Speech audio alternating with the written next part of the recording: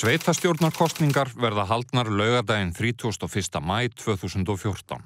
Atkvæðagreiðsla utan kjörfundar fer fram hjá sýslumönnum land allt. Erlendis fer atkvæðagreiðsla utan kjörfundar fram hjá sendiráðum, sendiræðisskrifstofum og skrifstofum kjörræðismanna.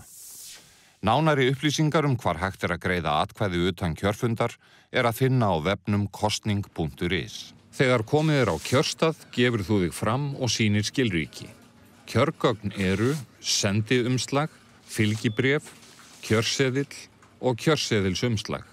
Kosning fer fram í einrúmi og þar ritar þú eða stimplar á kjörseðilinn bókstaf þess lista sem þú vilt kjósa. Á kjörseðli við atkvæðagreiðslu utan kjörfundar eru hvorki heiti stjórnmálasamtaka né nöfn frambjóðenda. Viljir þú breyta röð frambjóðenda á listanum sem þú kýst, ritar þú nöfnin og tölusettur þau. Viljir þú hafna frambjóðenda á listanum, ritar þú nafn hans og strikar svo yfir það. Í sveitarfélögum þar sem ekki eru boðnir fram listar eru fulltrúar kosnir með beinum hætti úr hópi kjörgengra íbúa sveitarfélagsins. Kjósandi ritar þá á kjörseðilinn fullt nafn og heimilisfang þeirra aðal- og varamanna sem hann kýs, alltaf þeirri tölu sem kjósa á og skal tilgreina röð varamanna. Að því búnu leggur þú seðilinn í kjörseðilsumslagið og límir það aftur.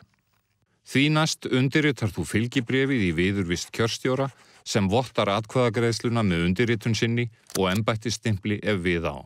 Þess skal getið á fylgibréfinu ef kjörstjóri eða fulltrúi sem kjósandi valdi sjálfur veitir honum aðstoð og skulu ástæður tilgreindar.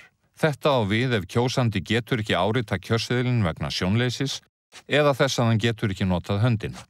Kjósandi skal sjálfur óska eftir þessari aðstoð. Þetta á einnig við ef kjósandi getur þar að auki ekki tjáð vilja sinn með skýrum hætti fyrir kjörstjóra. Hann hefur þá meðferðis vottorð réttindagæslumanns. Skal það tilgreint á fylgibréfinu.